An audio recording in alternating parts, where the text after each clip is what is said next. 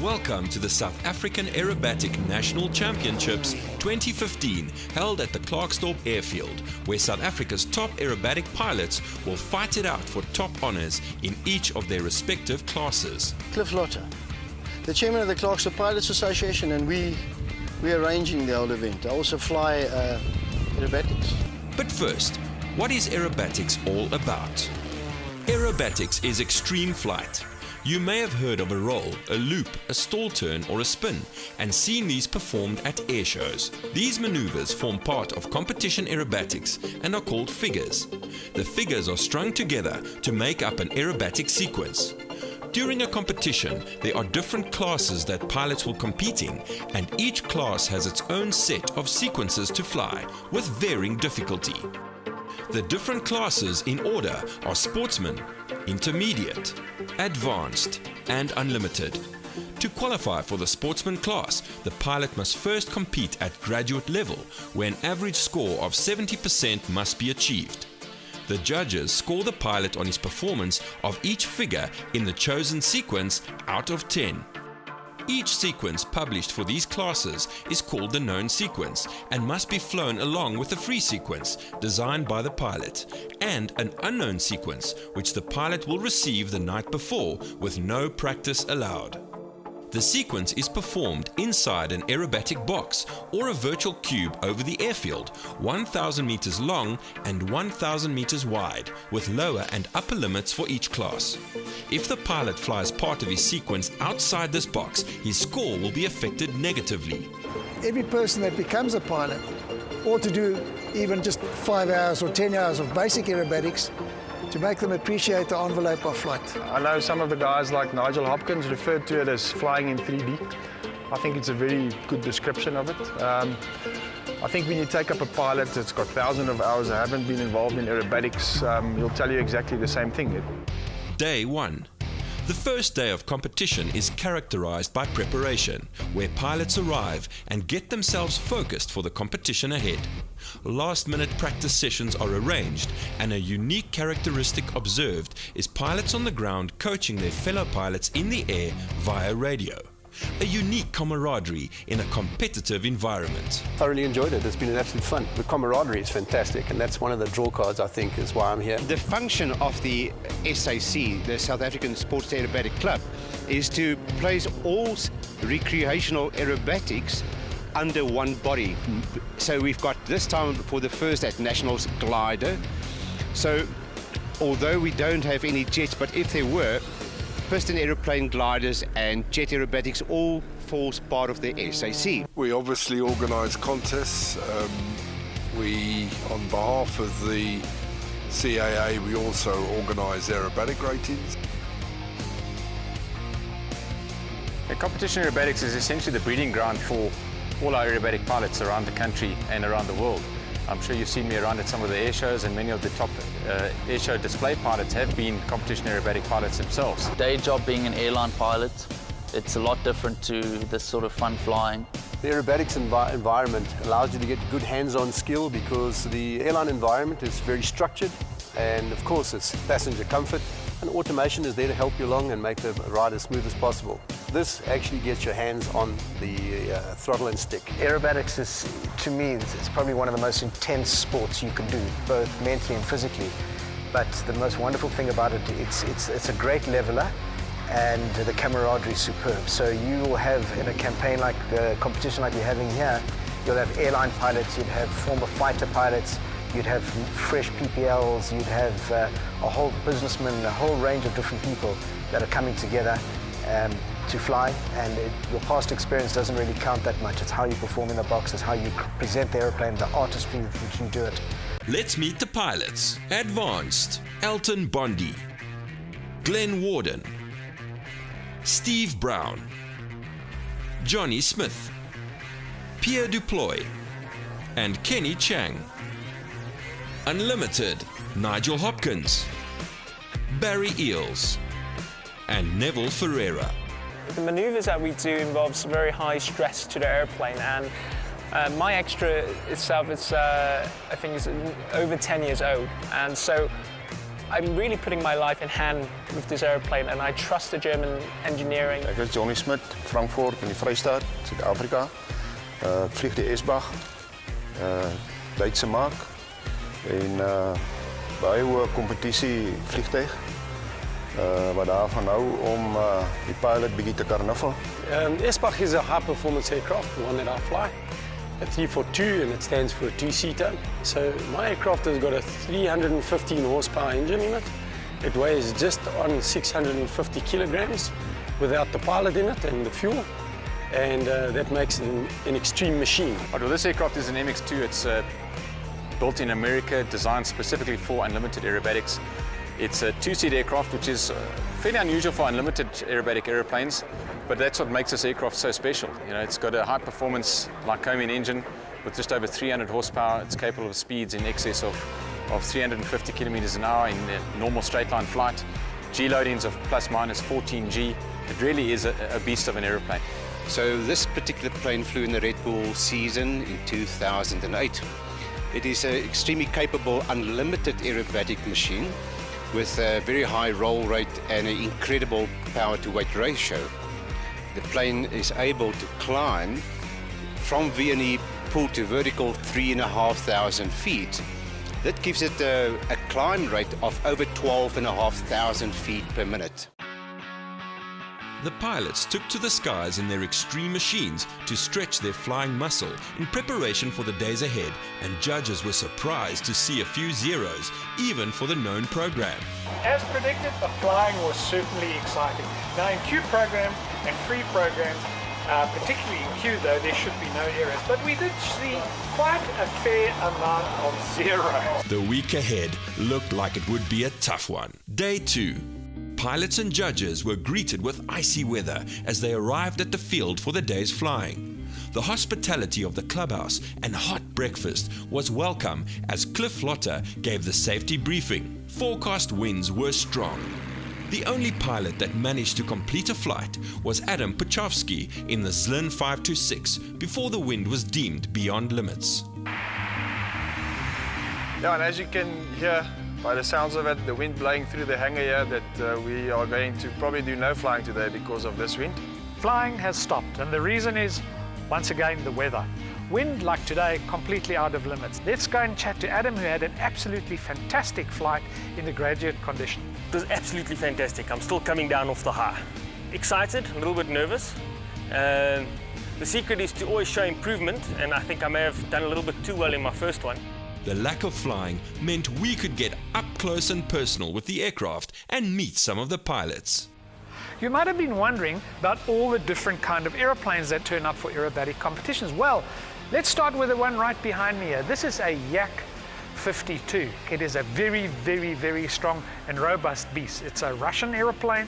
It's got a 9-cylinder, 400 horsepower radial engine, which drives, would you believe it, a 2-blade propeller. Hi, I'm Jason Alexander. I fly the Yak 52. In fact, I fly this Yak. As you can see behind me, my mates are busy helping me out because us Yak guys, we look after each other, pretty much. Rian, how's my oil doing there, my bro? Hold up, no problem. Thank you very much. Hey, Rog, is that cowling fastened, bro? Cowling tight. This is my mate, Rog. Hi there, I'm Roger Beer. Very passionate about yaks and zlins and the likes. Coming from a yak background, it's a very big, solid machine. The difference which I like is Zlin's very nimble. It's got a flat 6 high-performance engine. The Zlin 50 is just the most remarkable aerobatic aeroplane.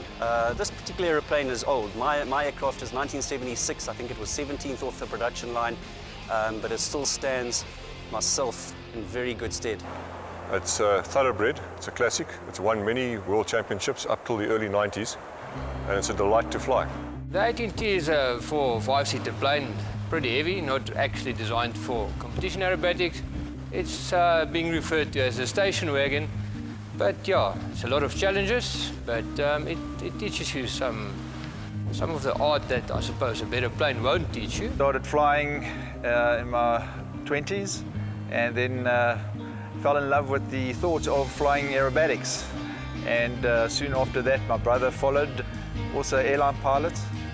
So we're very fortunate that all three of us are flying, dad and two sons, and we're competing against one another. Unfortunately, he couldn't make it because of various reasons, but he was looking forward to taking part in this competition. Practice hard for it. He's on the phone every day finding out what's happening, and it's great being with your sons, playing around with the aircraft and doing the same hobby. And some interesting characters made their appearance.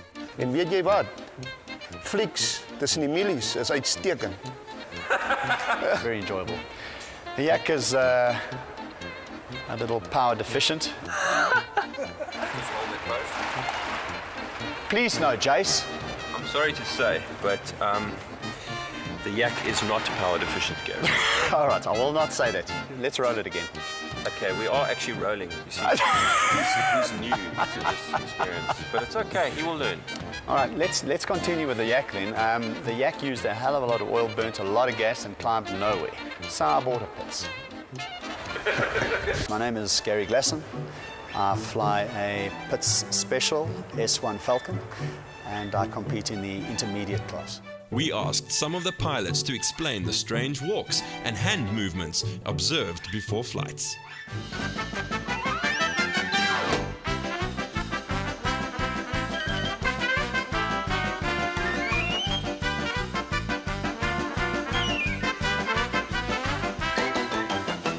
Okay, so in an aerobatic sequence we have many different maneuvers that we will have to memorize, and what we do is we walk the sequence before we fly. We call that the dance, and I've got my own style. Kenny, do you remember 2013 Zanin in the practice box on the ground? I'll show you.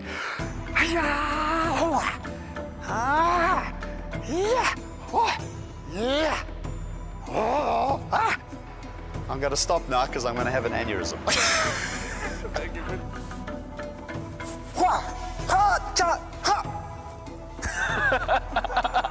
With the pilots waiting on good weather to start the competitive flying in earnest, they were greeted by crystal clear yet icy conditions on day 3. Fresh. Very fresh. Last night, I went to bed fairly early. It's a big competition day today, and Barry Eels is the room next to me. Didn't sleep a wink. The excitement and anticipation began to build as the wind remained flyable and pilots hurried to prepare for competition as the judges took their places on the judge line. 6 sportsman pilots kicked off the competition. Pilots who fly the sportsman class can be found flying some of the all-time classics and former world champion aerobatic aircraft. Rian Prinsloo in the Yak 18T, Andrew Fletcher in the Zlin 50, Adam Puchlovsky in the Zlin 526, Jason Alexander in the Yak 52, Roger Deere in the Zlin 50, Conrad Buerta in the Slick 360, and Gary Whitecross in the Pilatus Glider. The sportsman known sequence for 2015 proved quite a challenge for the sportsman pilots, starting with a 1.5 turn spin. The pilots put their aircraft through their paces, spinning, looping and rolling through the known sequence. Competition is all about the drama. Competition nerves always play a role and can cause pilots to forget figures, turn in the wrong direction, sometimes even do everything in the wrong direction. I asked her to give you the arrogant answer, so I decided to give you a chance. But the truth is, I just stuffed it up. Didn't even think about the wind direction, just went in and did it. It went very well. I got a good score. I'm very satisfied. The air is very clear. The horizons are clear. The scoreboard tells the story. However, with 2 more sequences to go, the competition had only just begun. The flight order was settled and the pilots got ready to fly the 2015 intermediate sequence in the clear conditions. The pilots taking part in intermediate were Gary Glasson flying the Pitts Falcon, Andrew Blackwood Murray flying a Zlin 50, Rob Duploy flying the Giles 202, and Eugene Dupria flying an Extra 300. The intermediate sequence is similar to the sportsman sequence, except that snap rolls and more inverted figures are included.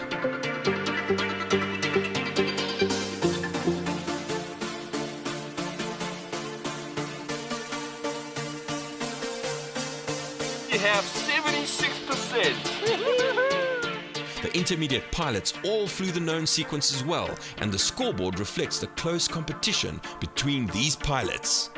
The advanced free was next on the bill, with a number of pilots competing against each other to build on their previous challenging known flights.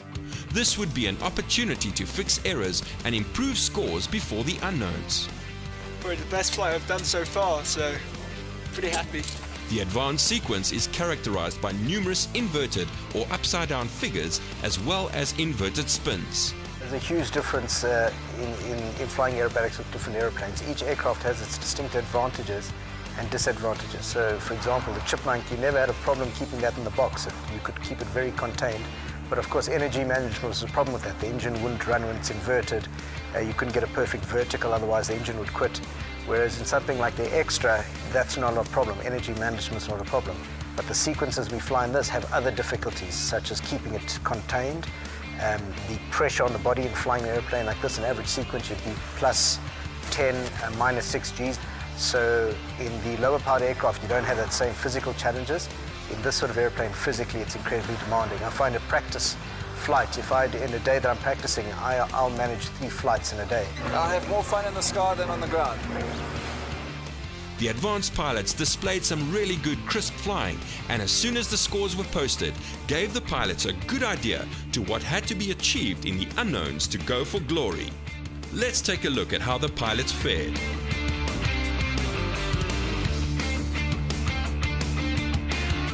Then came the turn of the unlimited class and their free sequences. Just like the advanced pilots, the free sequence would give pilots an opportunity to build on their previous flights before they would need to take on their first unlimited unknown. There's a lot of black in there. After lunch, the flying program would repeat with the sportsman and intermediate free, followed by the first unknowns in the advanced and unlimited classes. Hopefully I can get my mind sorted out. I need to perform here. Yeah, I was feeling good until like 30 seconds ago.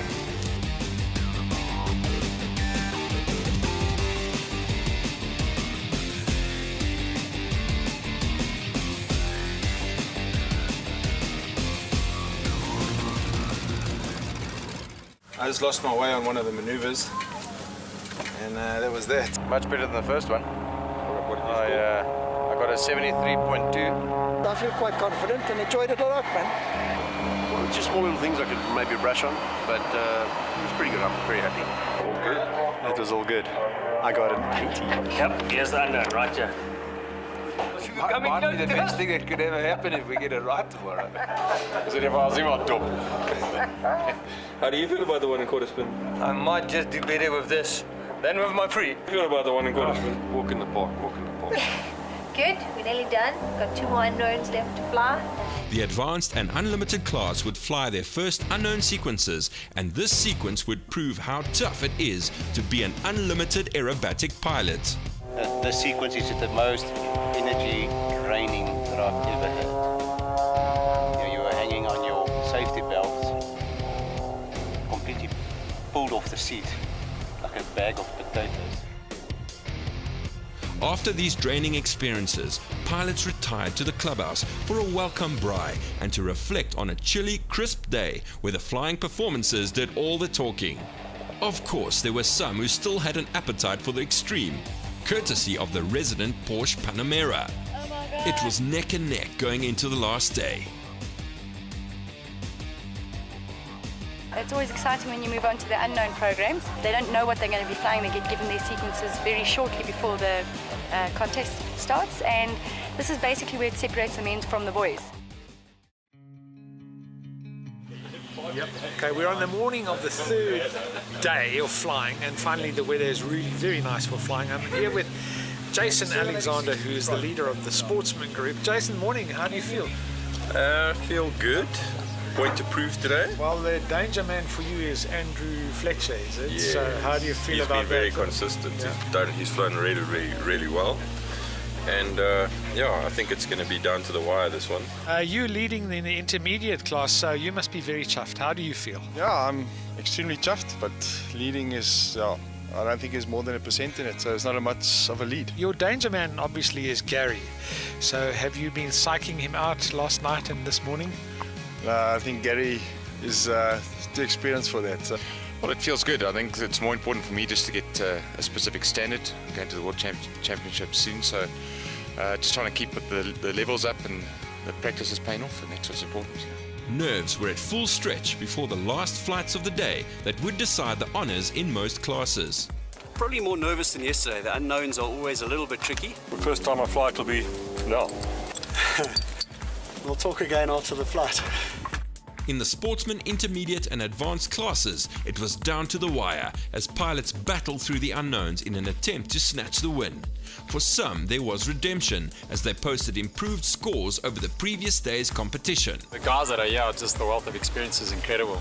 So you got Nigel, you got Glenn, Steve, and all the other guys here. It's just phenomenal. There was also the opportunity for graduate pilots to try and qualify for the sportsman class. 70 to qualify, so this means I can now participate on sportsman's level, so I'm very happy, chuffed about it. The timing was perfect at lunchtime for Gary Whitecross's glider flight as the crowds experienced the uniquely quiet aerobatic flight of the glider. It's because our 300 horsepower engine and our big propeller, we left that behind. We couldn't afford to sort of attach it to this. The week's flying was brought to an exhilarating close with the unlimited freestyle.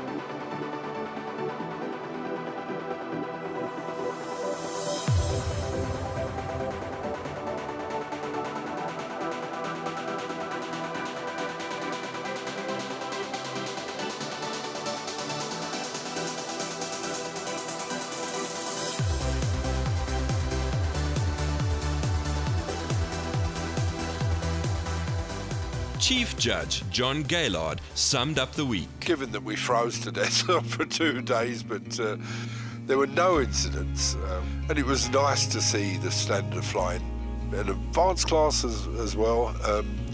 And of course, Nigel's going to the Worlds in just over a month, and he's flying very nicely.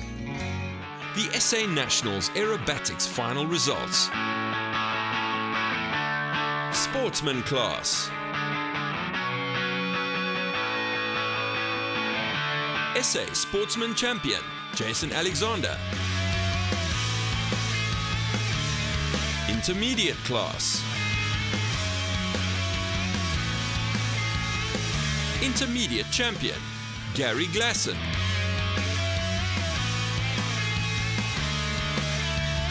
Advanced class. Advanced Champion, Elton Bondi.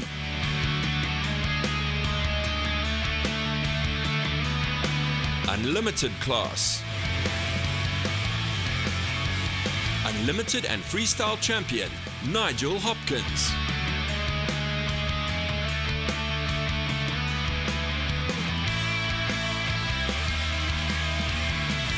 The Advanced Aerobatic team was also selected to represent South Africa at the Advanced World Aerobatic Championships later this year.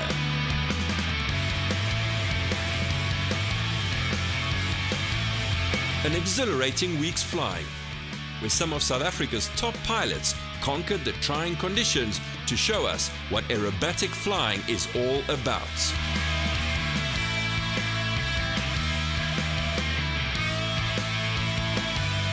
The South African National Aerobatic Championships. Brought to you by Porsche and Echo Unlimited.